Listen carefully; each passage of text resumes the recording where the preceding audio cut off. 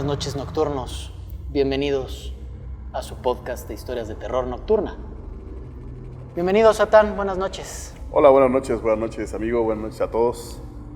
Esta noche traemos leyendas, historias y anécdotas paranormales que buscamos les den mucho miedo. Esta noche, mi querido Satán, tú nos traes una leyenda rock and rollera. Traigo una leyenda importante, interesante, porque conforme te la empiece a contar te vas a dar dando cuenta de cómo está formada por muchos mitos o viceversa.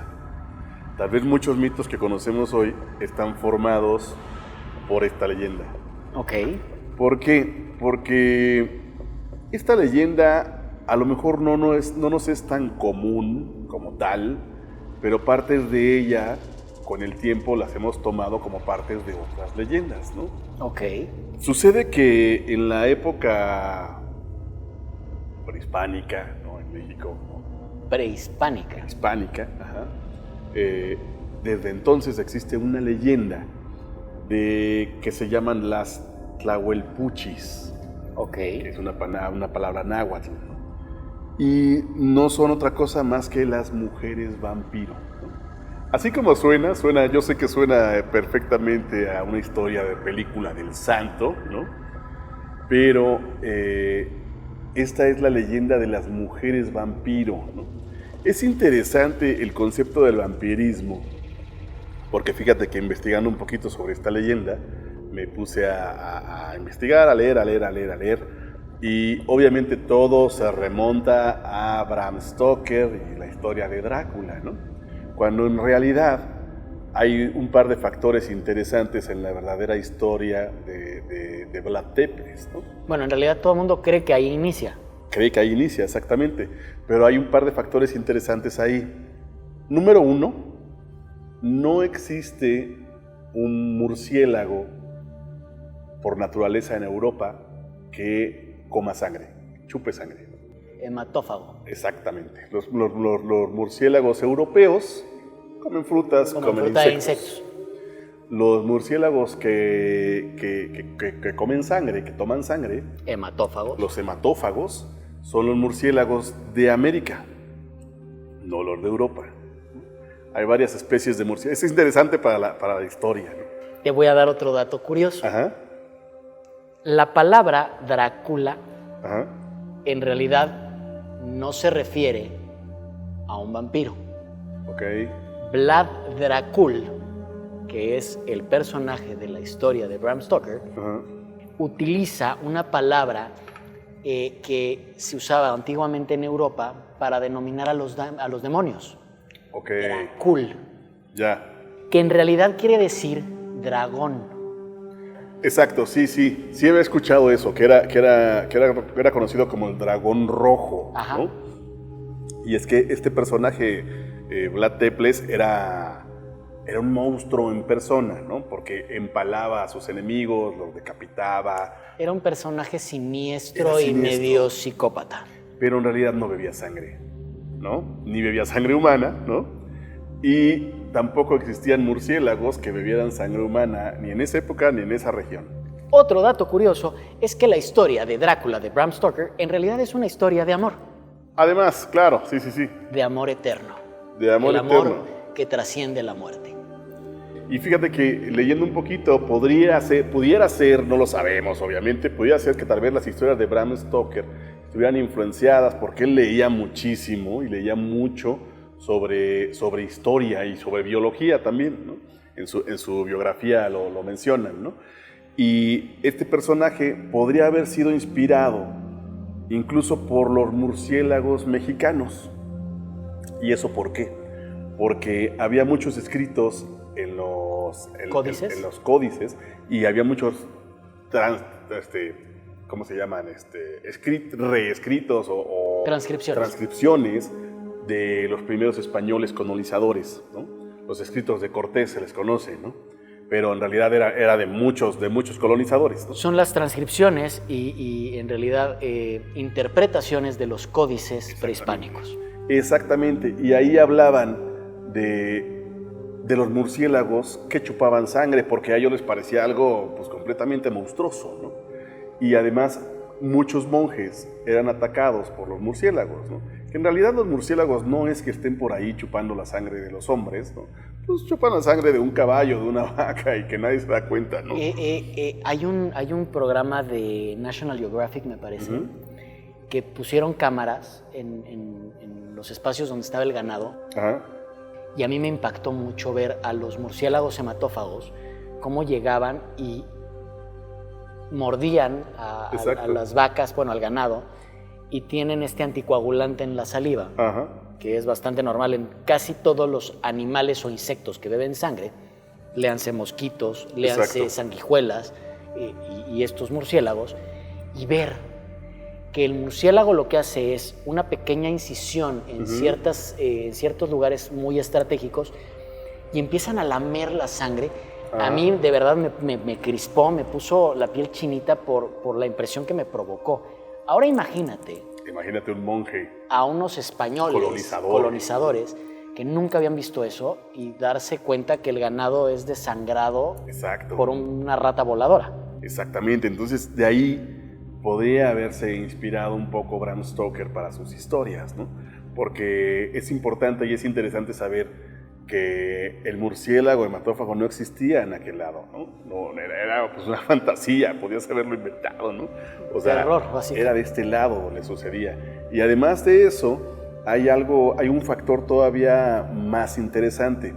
Existe una figura que se le considera, bueno, hay muchos códices mayas perdidos, prácticamente el 90%, ¿no? Entonces, no se sabe interpretar si es una deidad, o es un personaje, o solo es un ser que habita, ¿no? Correcto. Y es el Camazotl se llama. Camazotl. Que es en realidad el Camazotl es el primer vampiro del mundo. Mucho más allá de la historia de Drácula. Es mucho antes, muchísimo antes, cientos de años antes. ¿Por qué? Porque proviene del mundo maya. Es un vampiro, es un ser oscuro que se alimenta de sangre humana realmente. O sea, él sí bebe sangre humana, ¿no? Porque bueno, o sea, de este lado se solía hacer cosas con la sangre humana, ¿no? ¿Para qué entrar en detalles? No entremos en detalles, ¿no? Pero su historia y su leyenda está descrita en códices, está representado en vasijas, convivía en las historias, aparece como un personaje cotidiano. Se parece mucho, o sea, la representación gráfica de esta deidad se parece mucho a la armadura que utilizan en la película de Bram Stoker, de Francis Ford Coppola, esta roja que usa Vlad Dracul. Si ustedes ven el códice y comparan con la película, es súper parecida. Es muy parecido y es interesante que solo en América hubiera murciélagos que se alimentaran de sangre, ¿no? Que en Europa no los hubiera, ¿no? Es interesante que ya existiera esta pues, deidad o este culto a este personaje, ¿no? ¿La deidad de qué es? O sea, ¿qué representa esta deidad? Pues es que es lo que te digo, hay muchas historias, ¿no? Y en realidad algo no había puedes yo saber leído una. del inframundo. Era algo. Los mayas tenían esa conexión con el inframundo. Para ellos no había bueno y malo. Para ellos era blanco y negro, era uno solo, ¿no? Y por eso estaban las entradas al inframundo, que eran los cenotes, ¿no? Y por eso tenían a esta leyenda de los mensajeros, ¿no? Que podían, los colibríes eran los que iban y regresaban del mundo de los vivos a los muertos, ¿no? Y todas estas leyendas que ellos manejaban, porque en realidad para ellos la vida y la muerte eran una sola, ¿no? Y convivían además, ¿no? O sea, podías ir y venir, ¿no? Este ser habitaba en el inframundo, pero convivía con los vivos, ¿no? Y no era un ser, porque bueno, las religiones, si se puede llamar religión, las religiones de esa época, de esta zona, ¿no? No operaban como las religiones occidentales, ¿no? No se basaban en el terror únicamente, ¿no? Se basaban en la admiración, en la sabiduría. En la explicación a fenómenos naturales. Exacto. Siguen siendo reguladores sociales. Claro, por supuesto. Este era un ser que habitaba en la noche, ¿no? Y que tenía cierta función, ¿no? Pero lo interesante es que en los códices está, como si fuera un personaje del día a día. ¿Cómo se llamaba? Camazotz. Camazotz. Que te digo, es un personaje que existe, ¿no? que está descrito.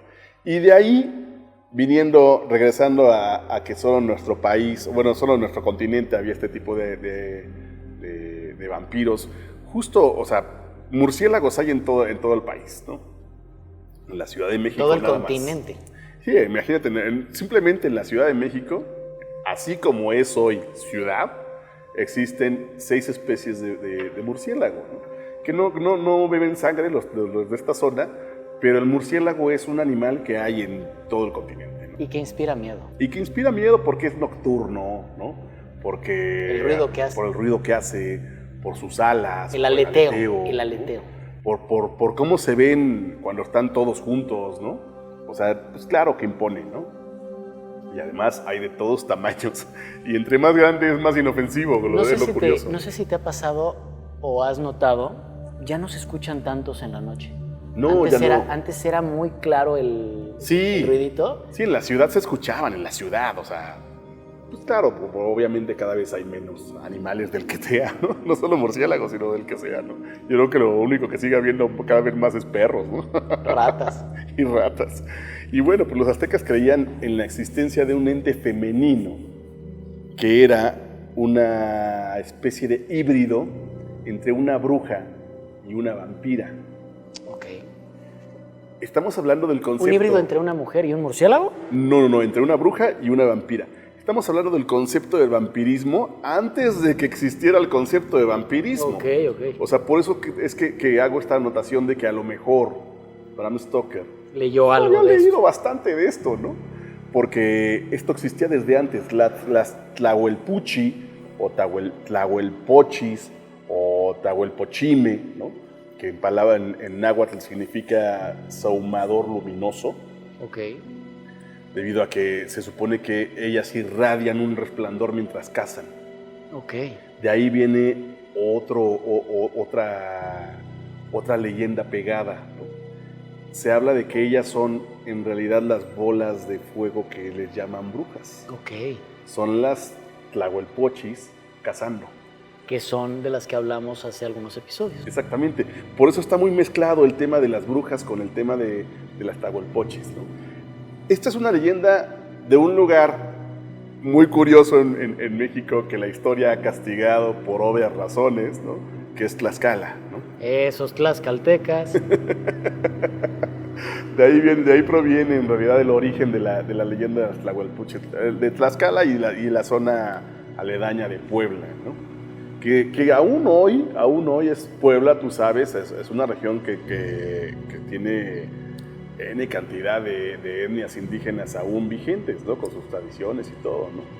Y pues bueno, para los mexicas estos seres nunca fueron considerados como entidades malignas en realidad, que también eso es interesante. Ese es más bien como el pensamiento europeo, ¿no? De la época colonial, donde todo lo que no pues estaba dentro de lo correcto que dictaba la religión, pues era satánico y bestial, ¿no? Yo creo que vale la pena apuntar, para efectos de nuestros amigos de Sudamérica que nos están escuchando, los tlaxcaltecas fueron el principal conductor de la conquista del pueblo azteca junto con los españoles, derivado de este imperio sangriento de los aztecas y de la mano dura con la que gobernaban el imperio azteca. Y los tlaxcaltecas, un grupo prehispánico, una etnia fuerte de guerreros, fueron los que se aliaron con los españoles y fueron, digamos, el vehículo por el cual los españoles lograron conquistar a los aztecas. Cierro el momento histórico. Exacto, es por eso que se le tiene este castigo histórico a Tlaxcala, ¿no? Aquí en México solemos decir que Tlaxcala no existe, ¿no? Un poco. Y pues bueno, esta leyenda tlaxcalteca habla de mujeres que son mujeres comunes y corrientes. No son mujeres horripilantes, escondidas, ni viejas feas. No las quema el sol. No. No son horripilantes. Son mujeres comunes y corrientes. Caminan entre nosotros. No son ancianas todas, ¿no? O sea, tienen la edad que sea. De hecho, se supone que estas mujeres descubren su poder en la pubertad, ¿no? Ok. Y esto es interesante porque después lo descubren después o durante la primera menstruación que tienen. Y es por eso que necesitan consumir sangre. Ok. Entonces, al menos una vez al mes salen a cazar, ¿no? Y eso es lo que cuenta esta leyenda, ¿no? Las tlahuelpuchis una vez al mes necesitan alimentarse de sangre, ¿no? Ya sea de animales o de humanos. Seres humanos. De seres humanos. ¿Y cuál es el ser humano más viable? Pues si tienes que alimentarte de sangre, pues los niños, los bebés, ¿no? Y ahí es donde se mezcla esta leyenda también de las brujas que chupan la sangre de los niños, ¿no? La sangre como esencia vital del ser humano. Exacto, a lo mejor representado como esa forma, ¿no? Las tlahuelpuchis son teriomorfas, quiere decir que pueden transformarse en animales también. O sea, si te fijas, aquí mezclan otra historia, ¿no? También mezclan los nahuales, ¿no? O sea, este personaje es un personaje que está muy abandonado porque nadie lo ubica en general, no es tan común. En mi vida había yo escuchado de ellas. Fíjate que yo un poco, y por eso la traigo aquí a colación, porque es una leyenda muy antigua que olvidamos, Miren, que nadie cuenta. Premisa, mis queridos nocturnos. Pero también es una leyenda que incluye, si te fijas, por eso te decía que es un cúmulo de leyendas. Es un smoothie o una malteada. Pareciera que de esa leyenda tomamos rebanadas e hicimos otras leyendas y olvidamos la principal. Exacto. Porque de ahí vienen los nahuales, vienen las brujas, ¿no?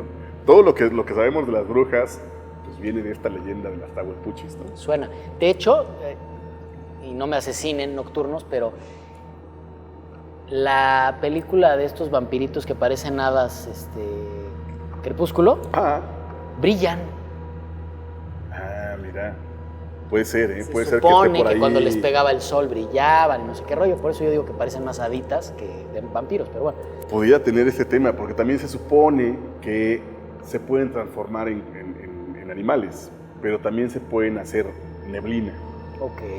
Y pueden convertirse en cosas invisibles, ¿no? Como una ráfaga de viento, como un remolino, ¿no? O sea, pueden hacerse invisibles a los hombres, ¿no? Y también tienen este poder que también es muy de las leyendas y de parte de la construcción del vampirismo, tienen este poder de hipnotizar.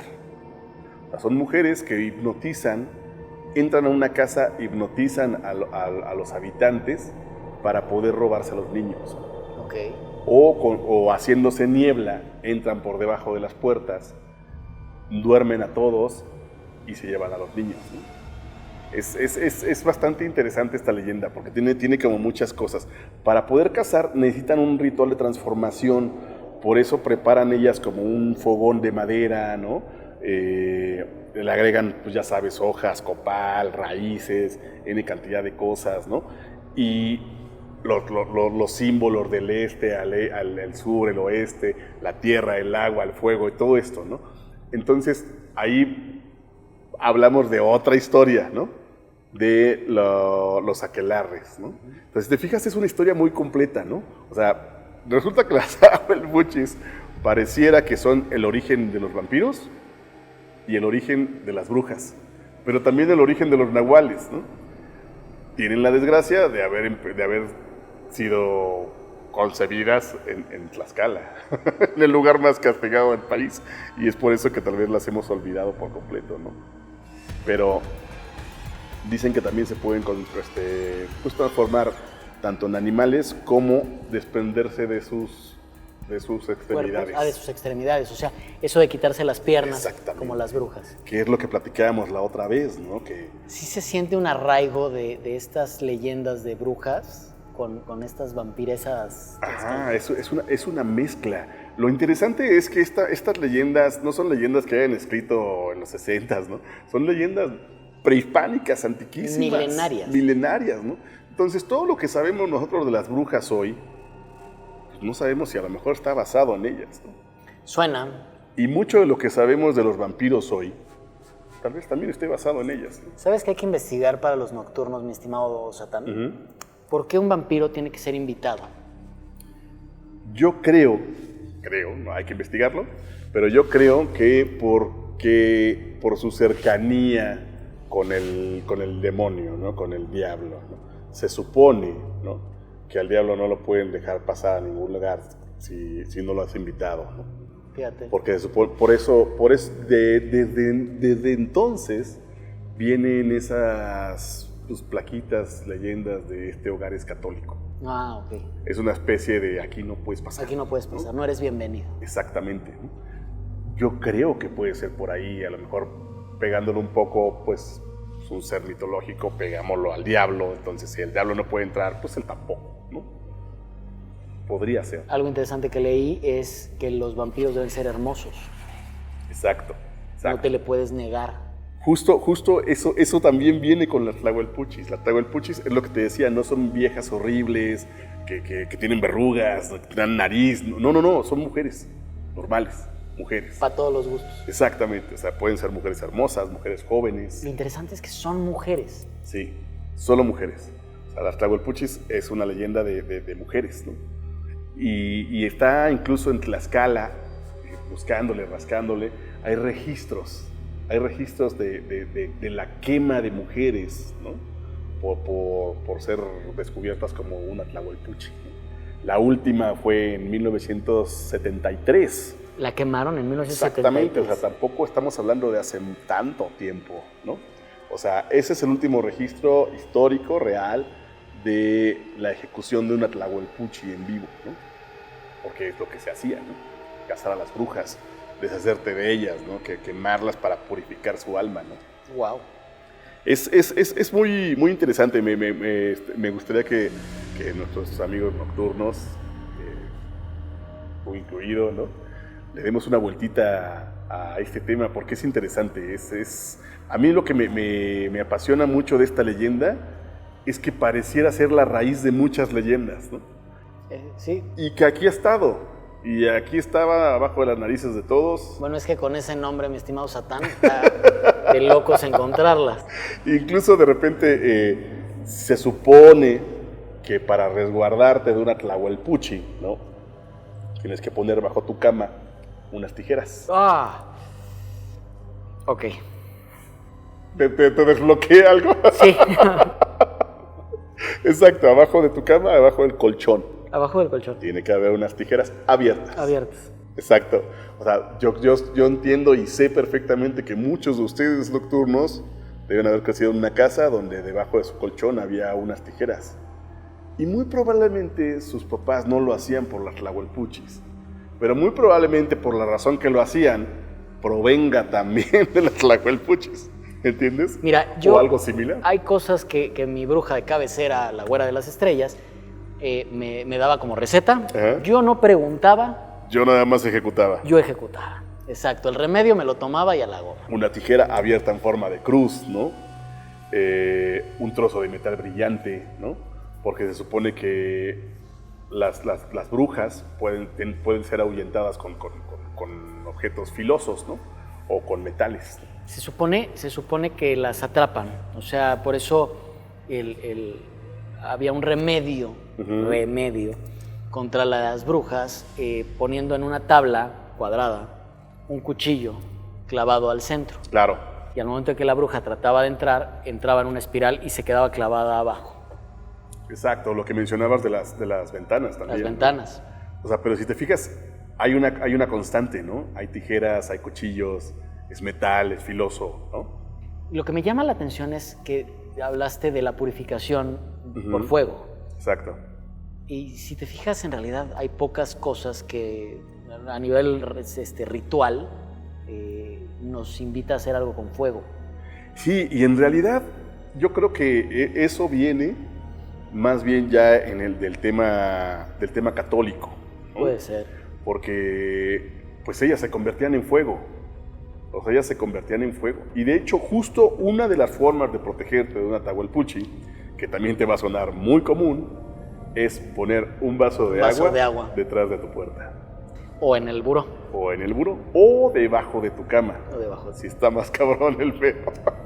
Si tienes un perro enano que se mete abajo de la cama, no lo hagas porque vas a acabar trapeando. O incluso un espejo detrás de las puertas. Ajá. También. O sea, todo eso viene registrado, ¿no? Como parte de la leyenda de cómo identificar y cómo contrarrestar una Tlahuelpuchi, lo cual me parece interesante y me parece, pues a mí me apasiona mucho saberlo porque pues, obviamente es una leyenda que tiene milenaria, ¿no? Que yo no conocía, ¿no? Y que al parecer no es tan común.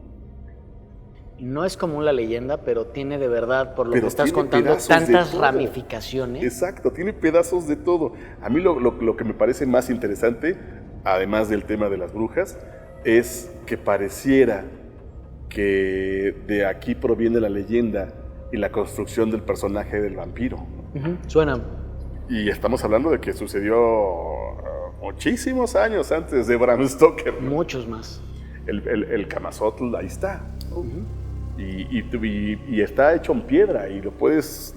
Yo he visto una estudiar, representación y de hay representaciones. de esa deidad y por eso te pregunté qué representaba, porque no me acuerdo haber leído de qué o para qué.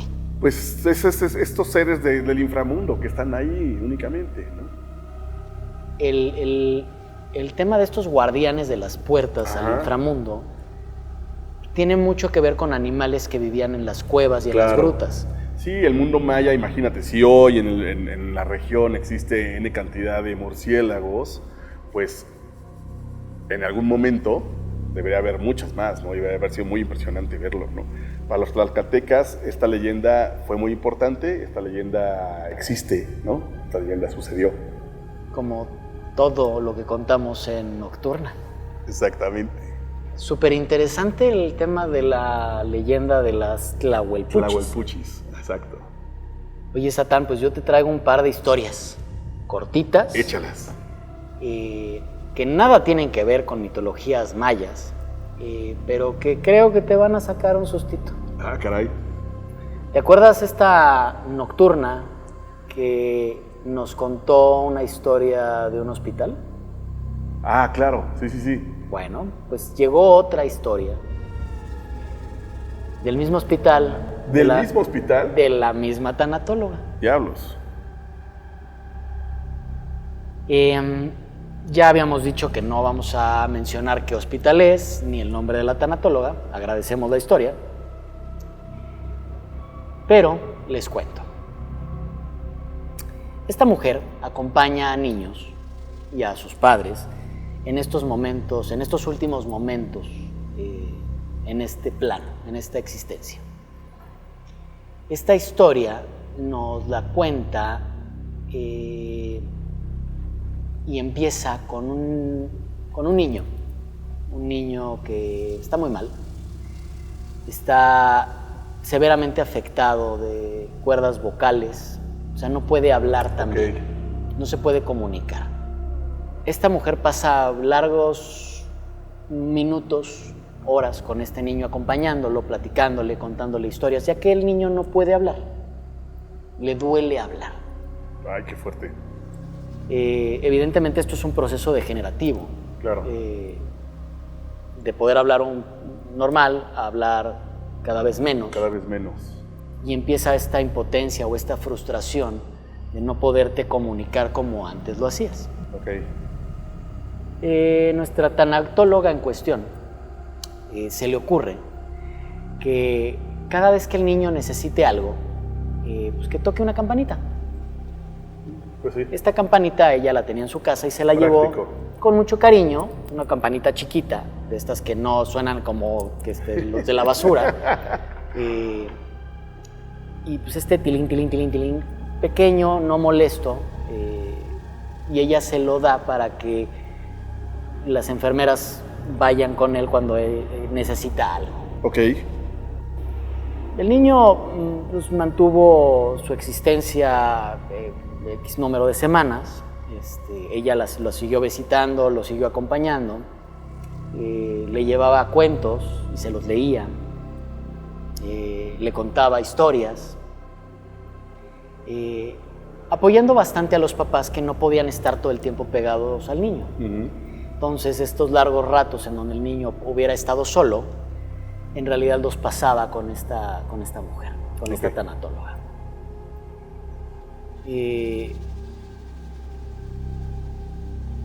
El día que el niño muere, el niño murió por la noche. Ella llegó al día siguiente a recibir la trágica noticia de que el niño había trascendido. Y la enfermera le devolvió su campanita a la tanatóloga. Pues esta mujer sintió ese dolor que le da la partida de un niño con el que estuvo meses interactuando y conviviendo. Sí, había creado un lazo, ¿no? Se creó un lazo. La mamá del niño evidentemente llegó a agradecerle todos estos momentos y estas horas que invirtió en acompañar a su hijo. Que me parece que la parte terrorífica de esta historia es la pérdida de un hijo. Pues sí. Dice que ni siquiera existe la palabra para eso, ¿no? Cuando pierdes a tus padres eres huérfano, ¿no? Pero cuando pierdes a tus hijos no existe una palabra para definirlo. De hecho, estamos programados en esta sociedad moderna para que en tu cabeza esté el que tus hijos te van a enterrar a ti. Exacto. No al revés. No al revés. Por eso es que es tan fuerte el dolor que provoca la pérdida de un hijo. Bueno, pues en este caso los papás del niño le agradecieron enormemente a la tanatóloga y siguieron, pues digamos, en contacto con ella. Ese día transcurrió de manera normal en el hospital.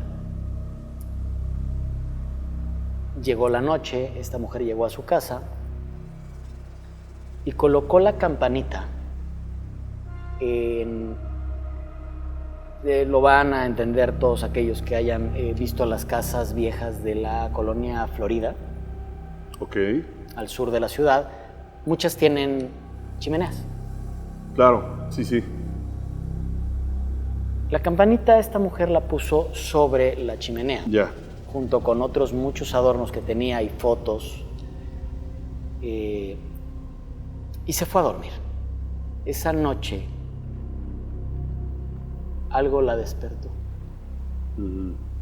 Y era el tintineo de una campanita. Sonaba la campana. Sonaba la campanita en la parte de abajo de su casa.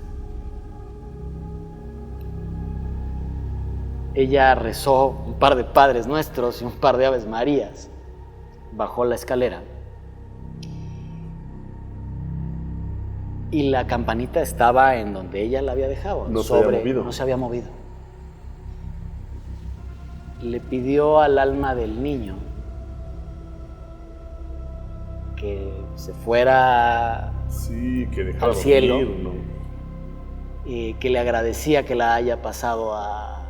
se haya pasado a despedir, pero que no lo quería ahí. Que no se estacionara mucho tiempo, ¿no? Exacto. Y se subió a dormir. Subió la escalera, entró a su recámara, se recostó y escuchó la campanita de nuevo. Qué pesado. Ella nos cuenta que decidió ya no bajar. Sí. Se durmió. Como pudo. Y a la mañana siguiente bajó y encontró la campanita tirada en el piso. ¿Por qué no le hizo caso? Le hizo caso. Esa fue la despedida, así como que dijo, ok, ya me voy. Ya. Y la campanita ya no volvió a sonar. Pero son estos pequeños detallitos que a veces a la gente que hace cosas buenas, algo en el universo le da las gracias y se despide con cariño. Está chingón eso. Y fíjate que hay un tema con las campanas, ¿eh? Hay ahí algo. He leído sobre el sonido de campanas pequeñas para alejar malos espíritus. En general se refiere probablemente a las vibraciones que emiten los cuencos, las campanas. Claro, puede ser. Te contaré o te describiré que a veces en ceremonias con la güera, que utiliza los cuencos, o que no me acuerdo cómo se llama específicamente, ya la güera me regañará, pero utiliza estas vibraciones para un poco setear la energía en cierto nivel. Y te debo confesar que a veces ese ruido me pone muy mal. Muy mal. Muy mal. Algo te tiene que limpiar, ¿no? Probablemente. Me limpió muchísimo durante muchas ceremonias. Ya es menos, pero a veces sí hacen este ruidito. De hecho, en la oficina hay alguien que usa una de estas cosas cuando está como estresado el ambiente y me pone un poco incómodo. Más. Me pone Fíjate un poco incómodo. Yo que ando en moto, hay un tema con las Harley, se supone, y es una leyenda que es común entre cualquiera que tenga una moto, y es bonita. Se supone que cuando compras una moto, una Harley, algún amigo, alguien que te estime, te tiene que regalar una pequeña campana. Okay. No sé, a lo mejor no estás fijado, pero la mayoría de las Harley tienen una campanita no me he fijado. En algún lugar. Pero ahora me voy a fijar. Y esa campana es justo para eso, para que el sonido aleje a los malos espíritus y a los duendes, ¿no? Porque si te acuerdas, esta leyenda, esta creencia de los gremlins, que nosotros conocemos como una película, ¿no? Pero proviene de una creencia de que los japoneses en la guerra tenían duendes pequeños que metían en las máquinas y por eso tiraban los aviones. Incluso hay, mucho antes de la película de Gremlins, hay un gremlin que dibujan en la caricatura de Bugs Bunny. Ajá. Y viene de ahí, o sea, es un gremlin que descompone aviones. ¿Recuerdas que esta caricatura pues estaba en la Segunda Guerra? Sí, de lleno, estaban los... Y es un duende que descompone motores de los aviones. Cuando los motores de los aviones se convierten en motores de autos y de moto, pues se seguía teniendo esa creencia de que los japoneses metían pequeños duendes para destruir los motores americanos. ¡Wow! De ahí proviene, esa es la base de la historia de los gremlins. Incluso en la película, queridos nocturnos, si la llegan a ver por ahí, en la película hay un personaje que es el viejo, que sale en todas las películas de los 80s, es el viejo que está borracho, que tiene un tractor, ¿no? Si lo recuerdas por ahí. Perfecto. Y en algún momento lo dice. Él está borracho y cuando sube a su tractor dice: malditos japoneses, han metido sus duendes en todos lados, en mis relojes, en mi televisión. No, todo lo japonés tiene duendes. El que le vende el Mogwai al papá del protagonista de la película Gremlins es japonés. Sí, de ahí viene. O sea, la leyenda de los Gremlins de ahí viene. Todo tiene ramificaciones. Y aprovecho que la historia de la campanita fue cortita para contarte otra, también no muy larga. A ver. Como todos los nocturnos saben, mi casa, digamos que es un lugar particularmente cargado de energía. Hemos escuchado un poco ella. Pero si creen que es la única propiedad que tiene estas características paranormales, se equivocan. La casa de mis bisabuelos maternos en Veracruz no se queda atrás. Ah, caray, entonces ya no es la casa, tal vez el apellido lo estoy cargando. Pues tal vez, aunque son dos apellidos completamente diferentes. Ok. Pero te voy a contar, esta casa en Veracruz, en la calle de 20 de noviembre, tiene muchísimas historias que me dedicaré a rescatar de entre mis familiares para podérselos contar a ustedes. Pero esta en particular es cortita y sabrosa. Llegan mi abuelo y mi abuela de la Ciudad de México a Veracruz a pasar unas deliciosas vacaciones en familia, evidentemente con la familia de mi abuelo. Claro. Es una casa grande, es una casa de principios de siglo, del siglo XX evidentemente. Y les estoy hablando de tal vez 1950, 1900, por ahí. Por ahí, los 50s. Los 50s. Mis abuelos se quedan a dormir en la parte de abajo de la casa. Ajá. Voy a tratar de describirles un poco la casa. Es un pasillo corto que te lleva a la sala del lado derecho. Del lado izquierdo está el despacho de mi bisabuelo. Un poco más atrás está el comedor. Subes la escalera y encuentras otro gran comedor en la parte superior y luego los pasillos hacia las recámaras. Trato de ser muy breve también para no clavarme en el detalle, pero Lo importante es que mis abuelos se quedan a dormir en la planta baja. Ok.